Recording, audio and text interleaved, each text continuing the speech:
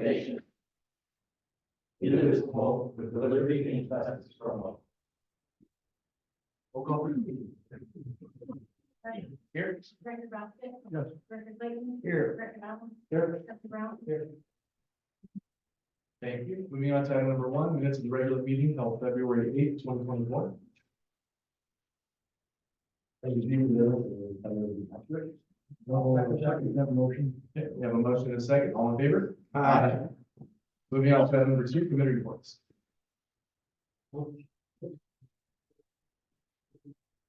President, on the 9th, your aviation support and planning committee met. We had our meet and hunt consultants for air service development, and Harry was wise enough to call meetings so that we could make sure that we are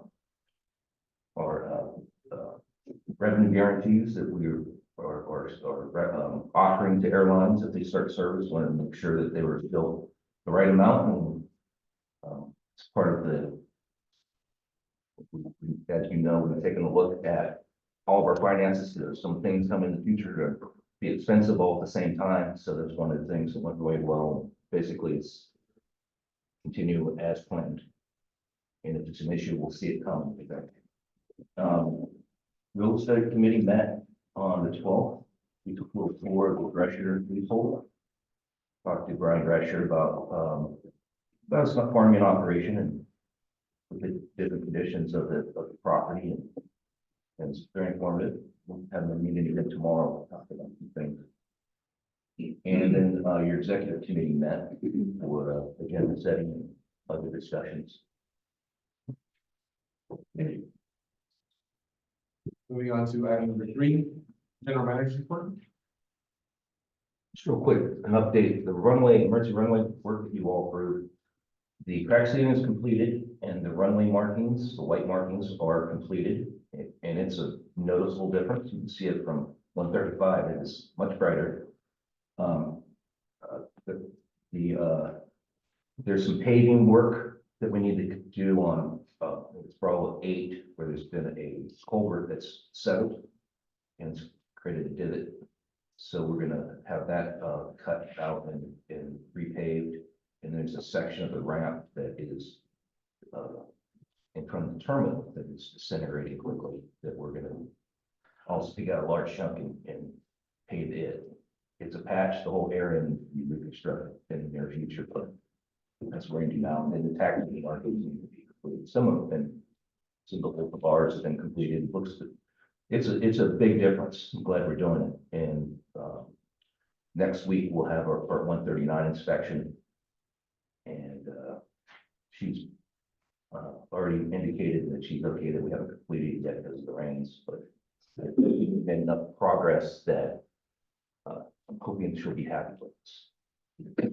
And another issue is, we've had a fair amount of rain, and some of the past rain issues we've had haven't fixed themselves. We met with Kevin from Artcraft yesterday and today. Today we were with John Smith from Tartaglia came out, and we walked the building and talked about some different approaches that we need to consider. John's going to get back to us with some proposed improvements. There's basically 2 issues. The roof needs to be replaced, needs to be fixed, and there are some drainage issues where it comes off the ramp and it goes towards the door into the building. Probably screws up their production.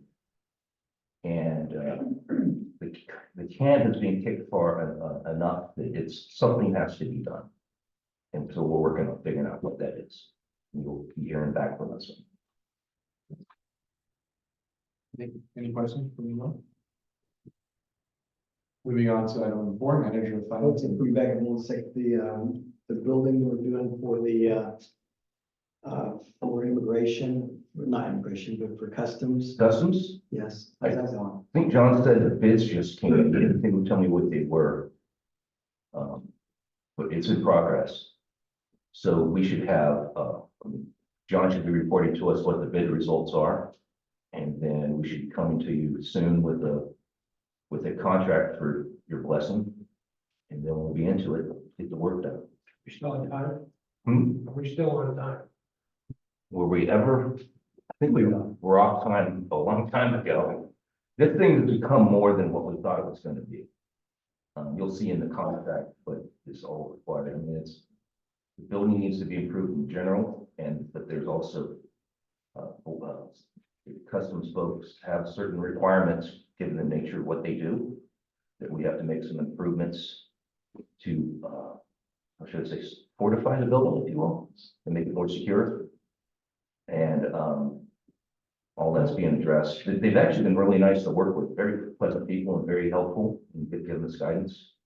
And I think reasonable, but it's just stuff we hadn't anticipated until we got into it. So I don't know what the construction schedule is yet. We'll know when we come to you with the contract, but I think then we'll have a good idea of what a start date might actually be. If I throw a number at or date at you now, 2 months. I'm kind of making it up, Is it the 2-month date? but it's progressive. We're working on it. That's the, I think, the important thing. Thank you for that. Any other questions from me?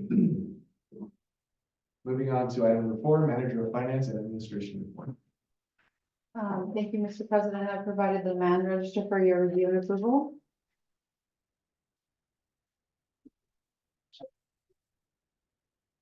Second. We have a motion and a second. All in favor? I would like to make a comment on it. There's one item that will be in the discussion a little bit later, and that's the tenant. So there's a tenant agenda that you've got on there. Other than that, I'd also vote for it. Yeah, we're just doing the matter, just right now. Yeah, this is just at the manager right now, but understood. Motion and a second was conducted. All in favor? The next item is, the budget to actual, which is, informational only, gives more detail on what we've been spending. But I did want to point out that your financial statement that was in the board packet had cut off, what I consider to be an important number. The operating income loss is at $2.3 million, and it would cut that off. And what's important about that is, $1 million of that is depreciation, which is not considered cash, so it doesn't have a major impact, but the operating revenue and the operating expenses are what the district can control, and we're losing 1.3 million there. The non-operating revenue, made up for it, with the AIP reimbursement. But what I want you to be aware of is that the AIP reimbursement is in revenue, but it is not in the expense side, so it's not washing it out. So just so you know that it inflates the non-operating revenue. So I just want the board to be aware. Does anyone have any questions about any of that?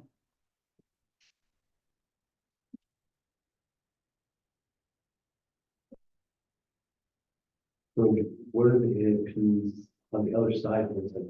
It gets put into a fixed asset and it's depreciated over its useful life. So it doesn't hit your expense side of this report until, It's in capital stuff. yes.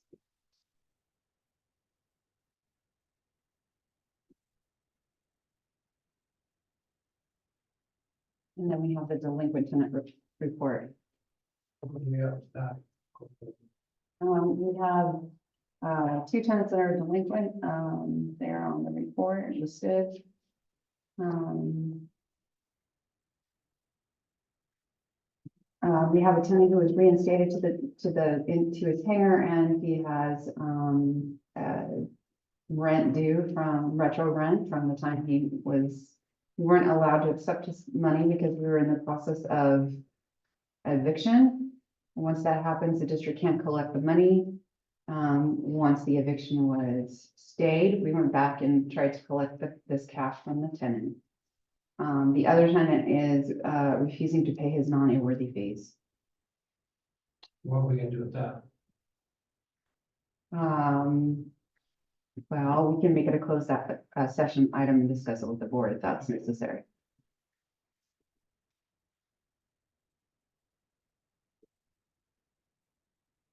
And that's all I have. Thank you. Any further questions before moving on?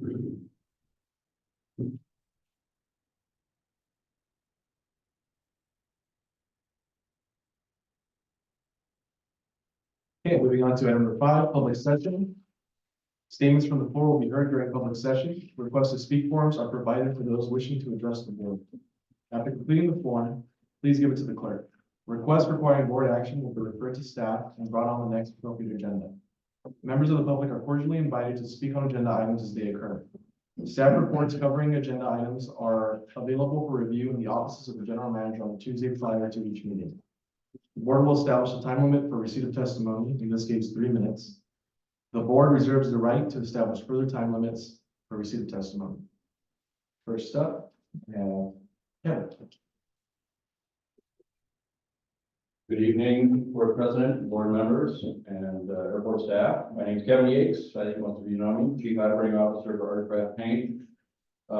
I'm falling under the parent company of Arredondo Aerospace. I'm speaking here today to just expand on what Martin had said about the condition of our facility and grounds. Really speaking on behalf of the owners, frustration and the lack of attention in the past. We are getting better attention now to some of the needs. I just want to get that out there up front. It really is beyond just the roof and some of the flooding issues. I'm going to get into that just a little bit here within my 3 minutes. It does cause us dramatically increased operating expenses when it rains. And we've had a slug of rainstorms here in the last month, and it's become really evident. We have to move planes around. We have quality issues with rust dripping from the ceiling. We've had late shipments as a result. That's the roof and the flooding. I understand it's an old building, but it needs to be fixed. And I understand that it hasn't had a roof replaced in a very long time. It's probably 2 decades overdue. We need to get a plan together and get that taken care of if we want to run our business. I mean, it is an iconic building, but I think it's obvious if you tour the grounds, it's probably the worst maintained building. Is that fair? And failure to take care of it, I think, is pretty shameful, right? And it's really tough for us to attract and retain talent and customers. So get that out there up front. Let's see. Flooding also creates a little bit of a situation for us because we do remove paint with a chem product. And every time it floods, we have to physically move our chem process within the facility, which means moving planes and the operation. It's not a way to run business. And we want to grow this business, and right now we're trying to maintain, and that's what I'll try to do. Regarding plumbing, we've got old pipes from time to time suddenly make leaks in our facility. Now, I will commend Martin and his staff for being responsive for the last 2 or 3 leaks that happened, and taking care of some of the leaks. But I think some of the piping in the building is probably 60 to 80 years old. It needs some love, and it needs pretty fast. Plumbing as it relates to restrooms, we've got some restrooms, as I think everybody knows, that are not ADA compliant, and they desperately need to be upgraded. That's both airport restrooms as well as the aircraft restrooms. I think we have some pictures that don't even work. Okay. We have a hangar with 0 electrical drops. That's the one we're using for our prep day right now. It's got some pretty heavy duty voltage supporting an old paint booth system, but nothing for just standard 110. Unacceptable to us. There is asbestos interwoven with various aspects of the infrastructure, as you would expect, and lead paint basically everywhere. This needs to be avoided. This is 2024. Just a comment about the exterior. You know, I think that the face of the company could look a lot better, especially for a painting operation. If the building had some lipstick and rouge, it looks horrible, right? I don't think it's been painted for probably 3 or 4 decades, maybe since World War II, who knows?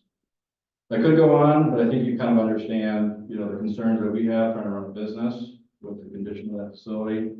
Obviously, the roof and the flooding are the 2 primaries, but it doesn't mean that the other things aren't important to us. I started documenting, summarizing these concerns with their cost to our operation and the airport management. Martin's correct, you know, he's been very responsive since I took to the email to communicate the photos and all the documentation of the cost. We shouldn't have to absorb the cost of sandbagging, nor should we absorb the operational losses, lost customer goodwill, and those sorts of things from an operation that has facility issues. We had one of our offices has an electric circuit that's out due to streaming rainwater coming through the roof.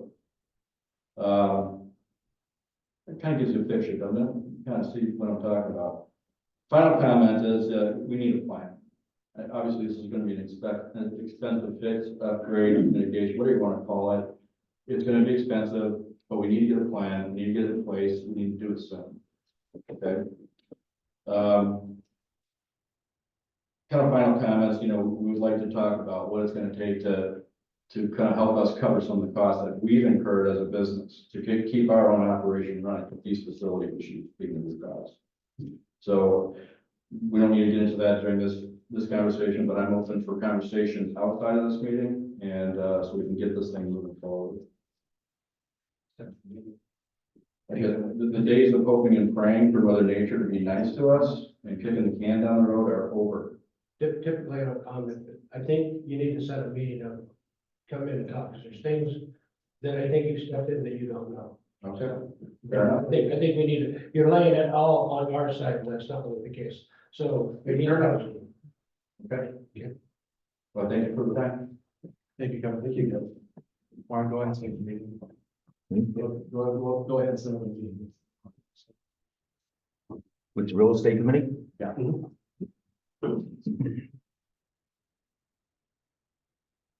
Okay, next up I have Tom Gillis.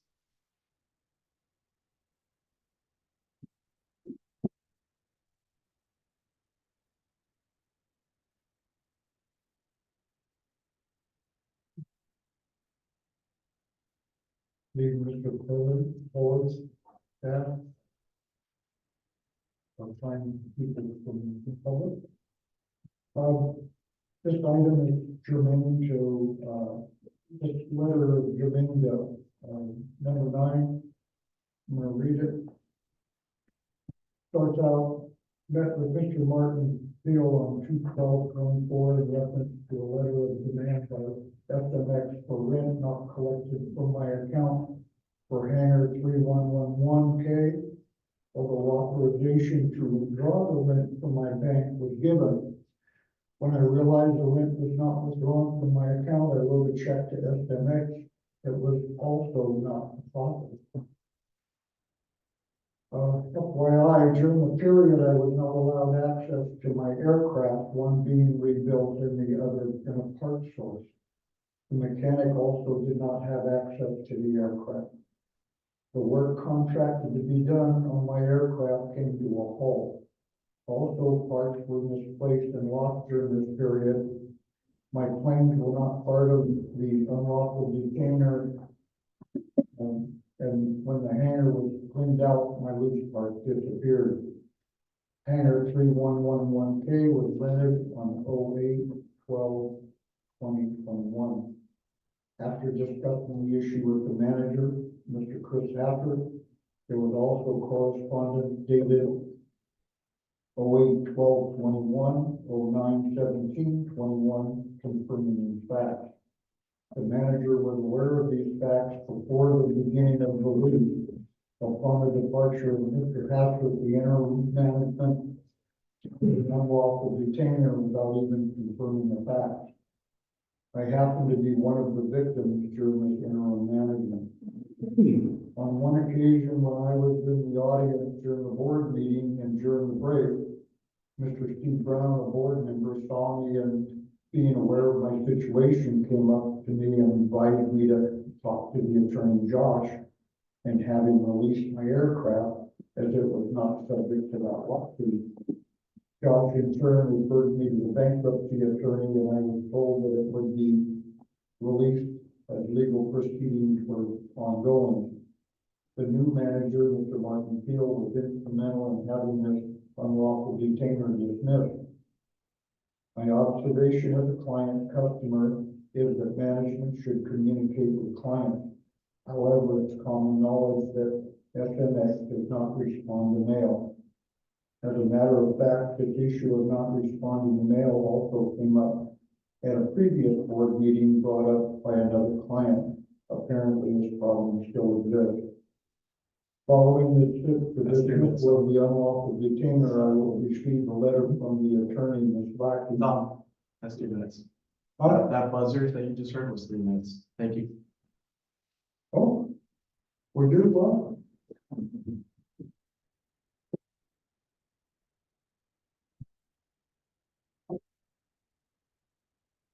Any other public session comments? Want a second? Okay. Moving on to item number 6, authorization for the president and secretary to consent to the transfer of the hangar located at 2989 Charlie, Air Park Drive to 6 Chicks Aviation LLC. Mr. President, this is it's the same tenant, sold an aircraft that was in an LLC, a new one in a different LLC. So it's simply transferring it to the new LLC, but it's the same individual. So we recommend approval. Make a motion to approve it. Well, second, thank you. I have a motion and a second. All in favor? Aye. Moving on to item number 7, authorization for the president and secretary to execute a land lease between the district and New Life Bath and Kitchen.